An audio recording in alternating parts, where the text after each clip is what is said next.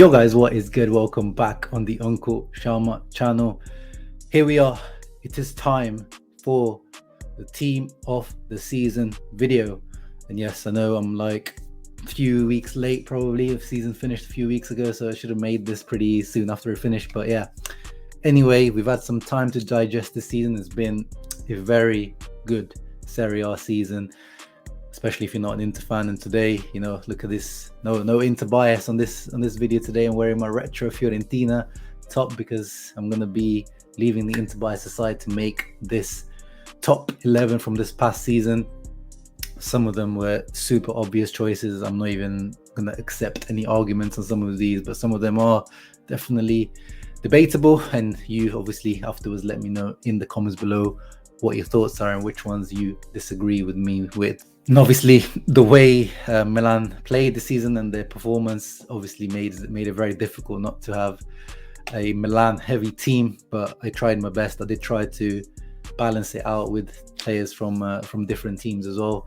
But yeah, let's get into it. And of course, starting off with the keeper. First of all, this was the most obvious one. I don't think there is any other right choice for this one. I mean, we could give some honorable mentions at the goalkeeper position. Szczesny, of course, for Juventus, even though he had a very shaky start, first 3 matches, mistakes, but then he redeemed himself for the rest of the season. Vicario for Empoli was great. Ospina, mostly for Napoli, was great as well. But you guys know what the choice is. Iron Mike, or Mike the Ego Magnon.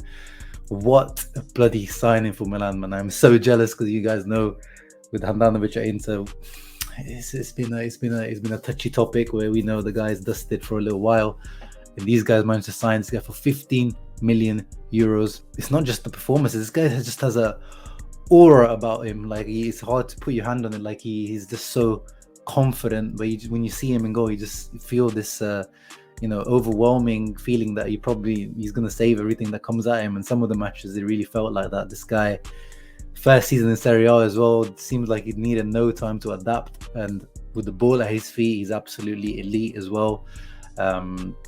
He's a massive improvement on Donnarumma in that case, because, after letting Donnarumma leave on the free, there was a big phase of this guy maybe needs some time to get adapted. But no, somehow this guy's come in and been on the upgrade on Donnarumma.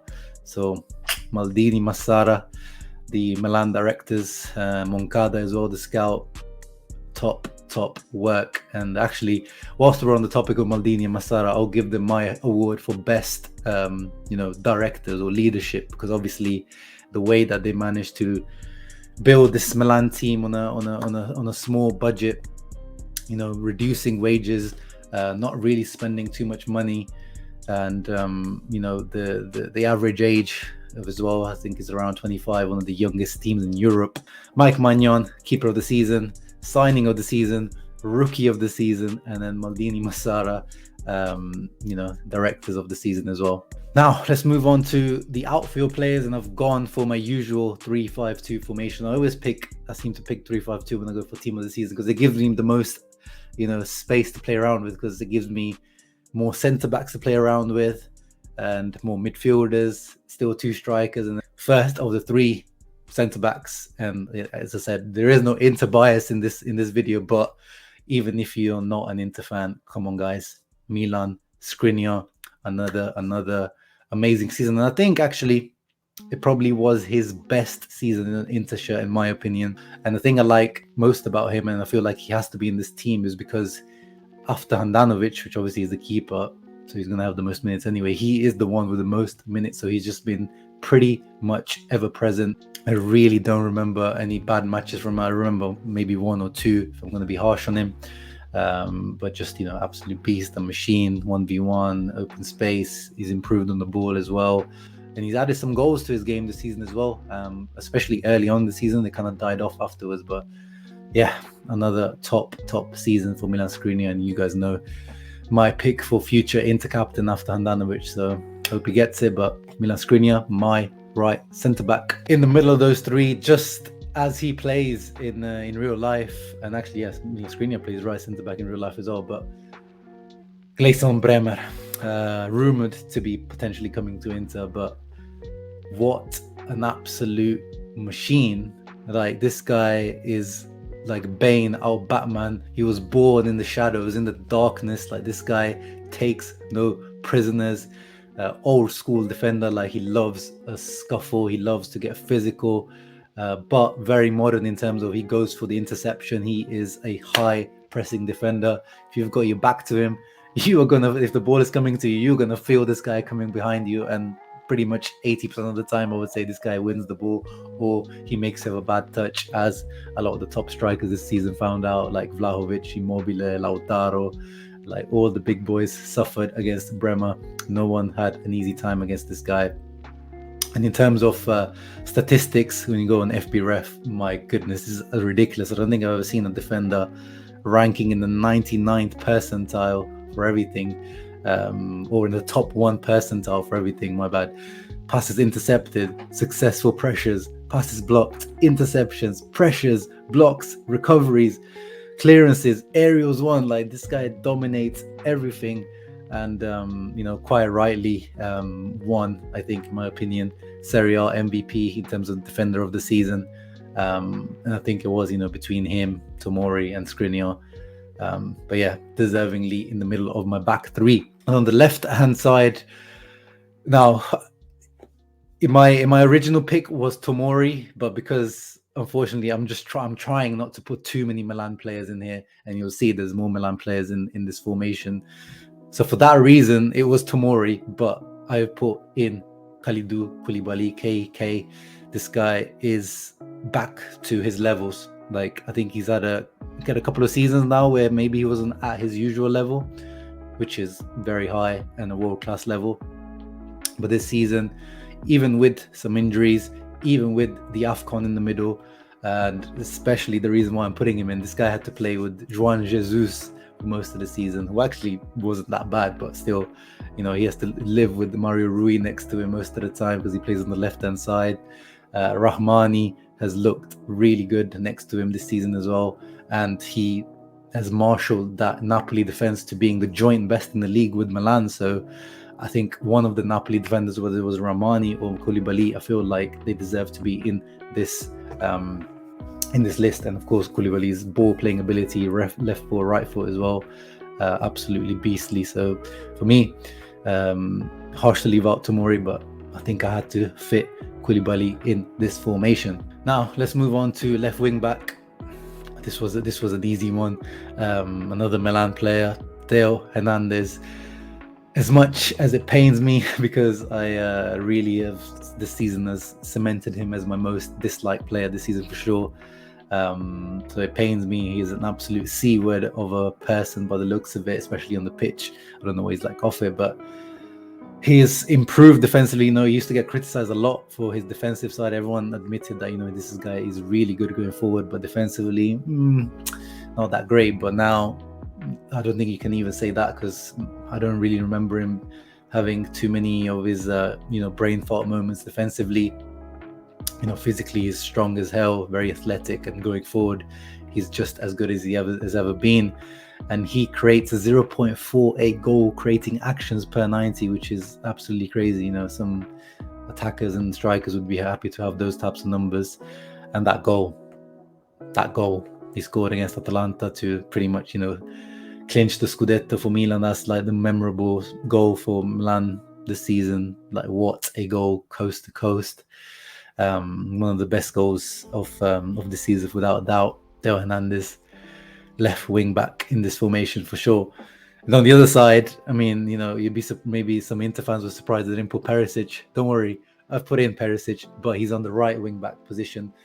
And this is mainly because we know he didn't really play right wing back this season, Perisic, but he's both footed. And as I said, the 3-5-2 formation lets me play around a little bit.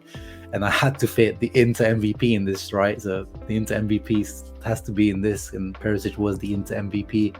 8 goals, 6 assists, a crazy, crazy season. I know it was his last season at Inter, but not one bad match. Like, this guy, consistency personified. There were other honorable mentions on that position. You could say Di Lorenzo, another super, super consistent guy for Napoli. Quite underrated season, I feel. and Napoli felt his absence when he was injured for a little while towards the end. The guys like Singo, Dumfries deserves a little shout. Quadrado as usual for Juve, but Perisic, I couldn't put him on the left-hand side, so I had to put him on the right-hand side. I don't think there should be too many complaints on that one. Now let's move on to midfield, and on the base of my midfield, I do try to have it an actual logic to it, that a real life team could play with this formation, and the regista is the best regista in Serie A. I don't think there could be many arguments on that. Marcelo Brozovic, this guy is just undeniable every season pretty much. I would say this guy's probably in the Serie A team of the season. Didn't put up these usual numbers in terms of goal scoring and assists because he wasn't taking corners this season, and it seemed like Inzaghi had him playing slightly deeper than Conte had him. He wasn't getting in as many shooting positions as he used to do in previous season. But to me, just like Skriniar, this has probably been his best season at Inter, and Perisic, his best ever season at Inter. So yeah, one of the leaders of the team, and definitely Inter felt his absence when he was missing for sure. So Brozovic at the base of my midfield, and next to him, Sandro Tonali. I think one of the Milan midfielders had to be in this.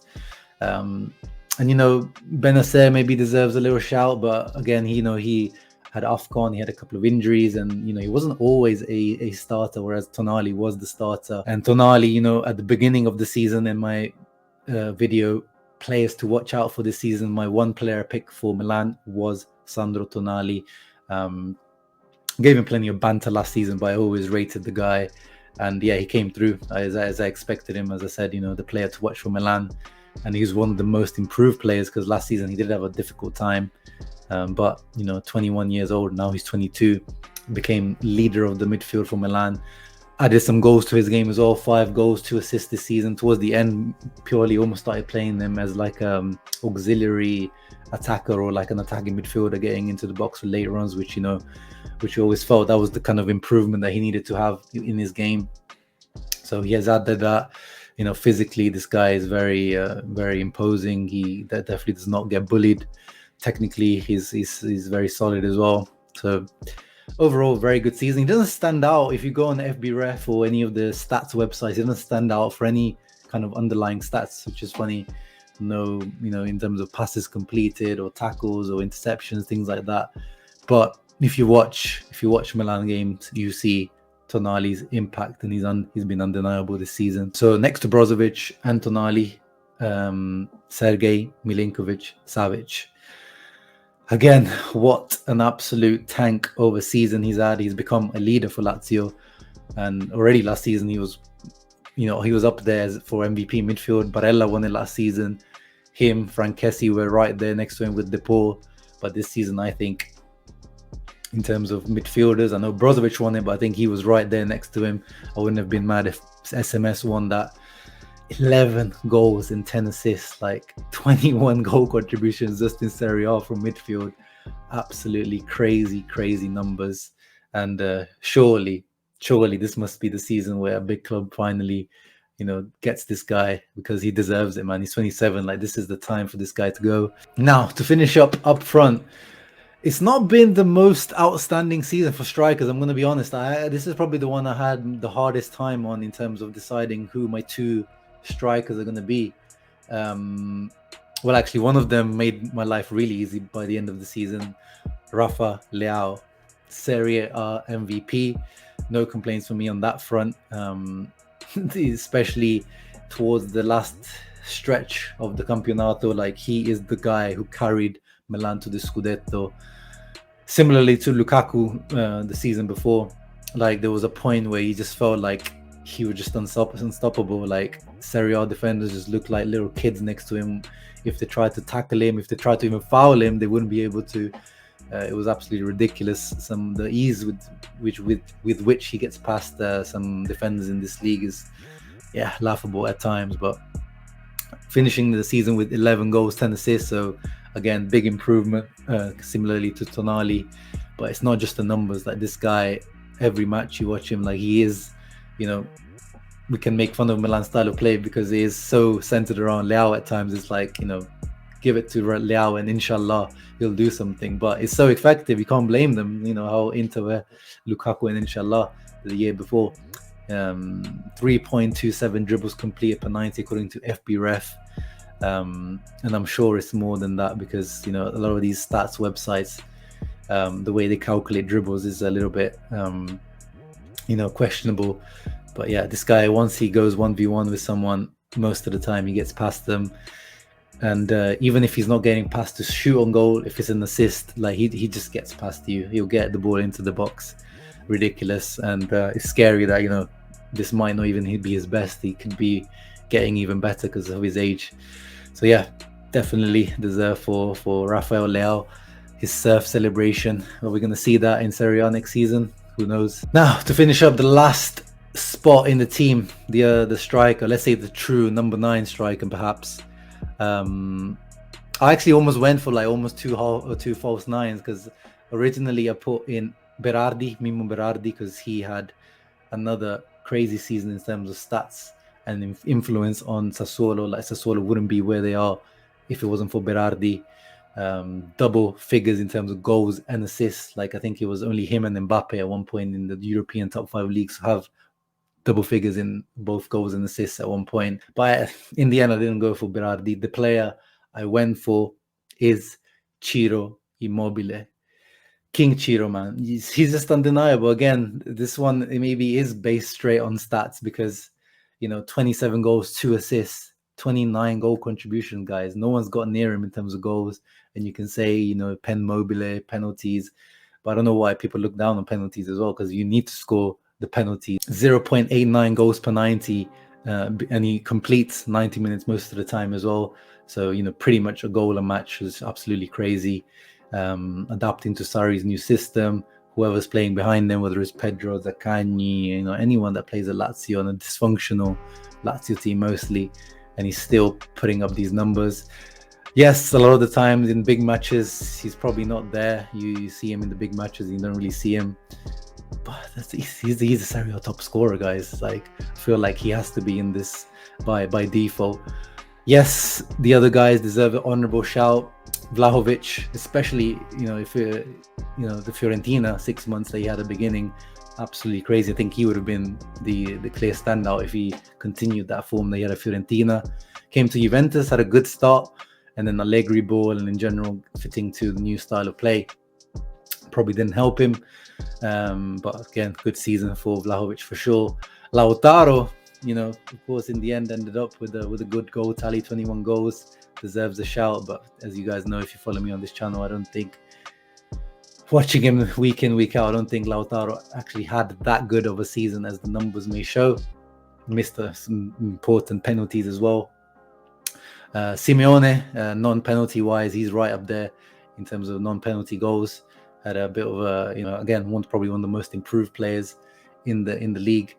But those are the honourable shouts. But I felt like Ciro Immobile and Rafa Leao would be my 2 strikers. And I think that would be a good partnership as well. And those 2 linking. Yeah, that was my top 11, guys. Let me know your thoughts in the comments below. Like, who do you agree with, disagree with? Is there anyone you feel like should be in there? Let me know in the comments below. And now I'm going to finish off the video with 3 extra little awards actually. Coach of the season, easy one. Stefano Pioli voodoo, as I like to call it. I don't know how this guy has done it with this young ass team with all these injuries. I was gonna actually, if you guys followed my channel since last season when I did my team of the season last year, I was gonna give my team or coach of the season last year already to Pioli, but I had to be, Conte. So you already know how much I rate Pioli's work, but this season is undeniable. So well deserved, but we need to give a shout out to Davide Nicola. Like, what a miracle, guys. What a miracle to keep Salernitana up. Obviously, he was backed in the transfer window, all those players that were signed, but still, the position they were in, I thought they were gone. So he deserves big shout out for that. Igor Tudor, Hellas Verona. I can't believe that he's left, or they've not extended his contract. Crazy to me. a great achievement by him to get Hellas Verona in the top half of the table once again and improving all those players. Thiago Motta, guys, what a job he's done at Spezia. You know, Italiano last season got all the plaudits for being, you know, because I think he's just the hipster's favorite manager. I don't know why Thiago Motta's not getting the same plaudits for doing the exact same thing with no transfer window. These guys got a transfer ban, and they were trying to get rid of him halfway through the season as well. Inzaghi as well deserves a big shout out. 2 trophies, managing a very difficult situation in the summer. Next award, most improved player. And for me, I am giving this award to Stanislas Lobotka, another player that I picked as a player to watch at the beginning of the season alongside Tonali, and I'm glad he's come through. He's a player that I've liked for a while. He was linked with Inter a few years ago and under Spalletti, and Spalletti is the reason why I chose him as the player to watch, because Spalletti likes him and he's shown that he's taken him up a notch. And yeah, you know, this guy went from a meme. Ask Napoli fans of like last season, the year before, this guy was a meme player, and now he's become, you know, a lot of the Napoli fans would put him, you know, as one of the first names on the team sheet. Yeah, I'm very glad for Lobotka. Redemption story this season. As I said before, Rahmani, this guy deserves to be, you know, one of the names in this in terms of most improved. Again, a guy that was kind of, you know, signed last season under Gattuso. We didn't even know, like, who is this guy from Hellas Verona. Has become a big linchpin at the back for them. Caprari, Simeone, the 2 Hellas Verona boys, big improvements from their performance if you compare it to previous seasons. Igor at Fiorentina, like, this guy was a left wing back when they signed him a few years ago. If you guys, Inter fans, will remember Hakimi skinning this guy in the Fiorentina game, and this guy was holding onto his shirt and he fell over. But he's become a centre back, like a dominating centre back. Like, he reminds me of Bremer in this style of play, very aggressive. Big improvement. But yeah, there's lots of names in this category that you can put in. You know, you can put in Deulofeu, big improvement from him. But yeah, let me know in the comments below, who else would you put in the most improved player category? But my guy is Stani Lobotka. And now the final category is most disappointing player. This was a difficult one because I think this ranges from what your expectation is. Same as the most improved player. I went for players that, you know, they were coming from either bad season or there were low expectations from them. Here I'm going for players that I personally especially have big expectations for them. And for my award for most disappointing player is Jeremy Boga, for both his time at Sassuolo and Atalanta. His time at Sassuolo at the beginning of the season was a little bit, you know, marred by injuries, so fair play. But then when he came at Atalanta, I thought, you know, at least he would have some sort of instant impact.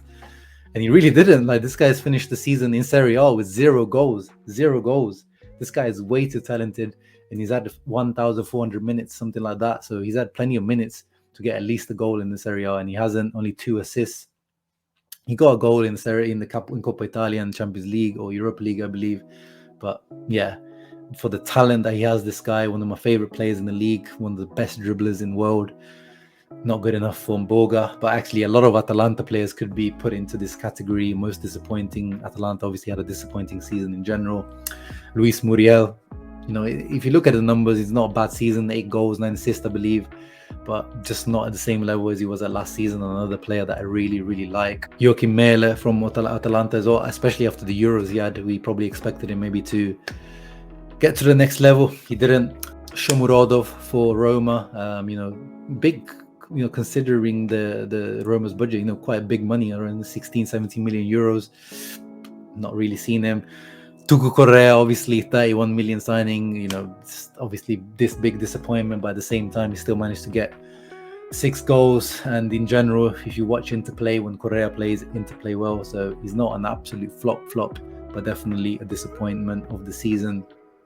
Dragovski, this is one that actually, you know, I kind of predicted. Is, if you could follow me on Twitter, I'm not always been the biggest fan of Dragovski, but I didn't expect him to become the number 2 to Terracciano for sure. Luis Felipe had a stinker of the season for Lazio, but now he's going to go to Betis anyway. Zielinski, another player I really like. So he's definitely been quite disappointing. And Bala Nzola from Spezia, last season he banged in a lot of goals for them, and this season he was like non-existent.